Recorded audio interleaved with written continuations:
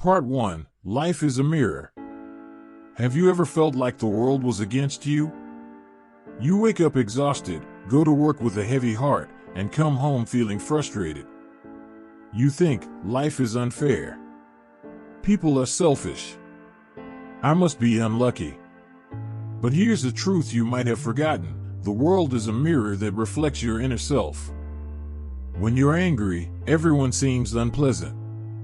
When you're tired, everything feels hard.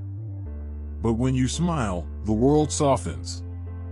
When you're grateful, life becomes full of little blessings. In his book, Being Happy, Andrew Matthews reminds us that the biggest change in our life doesn't come from outside, it starts from within. We can't control everything that happens, but we can always choose how we respond.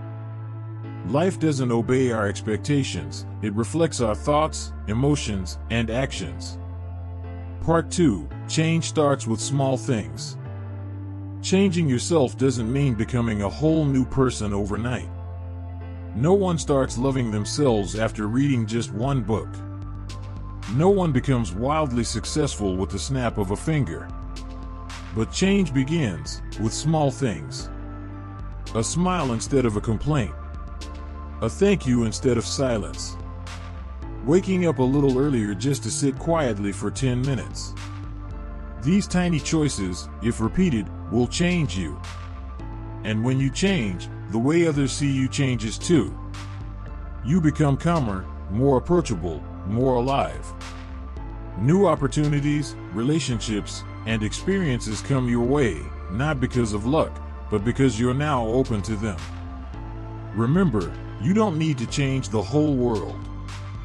You just need to change yourself, and the world will reflect a new version right back at you. Part 3. You can't win if you don't play. One of the most painful regrets isn't failure, it's never trying. Have you ever wanted to chase a dream, but gave up because you were afraid of being laughed at? Have you ever wanted to say how you felt, but stayed silent, fearing rejection? Have you ever wanted to learn something new, but convinced yourself you were too old? Andrew Matthews wrote, "You can't climb the mountain if you're afraid of falling." And he's right. Everyone who succeeded was once a beginner. Everyone who's confident today once felt unsure. But they tried. You can't win if you don't play. You won't succeed if you just watch from the sidelines. If you're waiting to feel 100% ready before you start, you might never begin at all. So, do the thing that scares you, even while you're still scared. Start, even if you're not perfect. Part 4. Happiness is a choice, not a destination.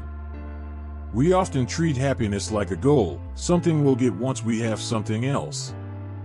I'll be happy when I'm rich. When I'm loved. When I'm respected.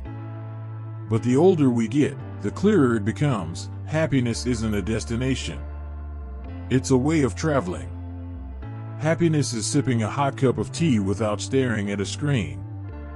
It's walking through the rain with confidence. It's looking at your reflection and asking, "Am I better than I was yesterday?" Instead of comparing yourself to others. Matthews reminds us, happiness is something you choose, not something you wait for. If you wait until everything is perfect to feel joy, you may be waiting forever. So choose to be happy, even while your life is still a work in progress. Part 5. Life changes when you do. We can't change the weather. We can't rewrite the past. We can't make others change if they don't want to. But we can change ourselves. And when you do, when you change how you think, how you speak, how you act, your entire world begins to shift. The right people will gravitate toward you. The right chances will appear. What once felt impossible starts to feel natural. Don't wait for life to be kind to you first. Be the one who starts. Be kind to life. You are the first ripple in the pond. The first spark of change. The beginning of something bigger. Start today, because it's never too late to live a different life.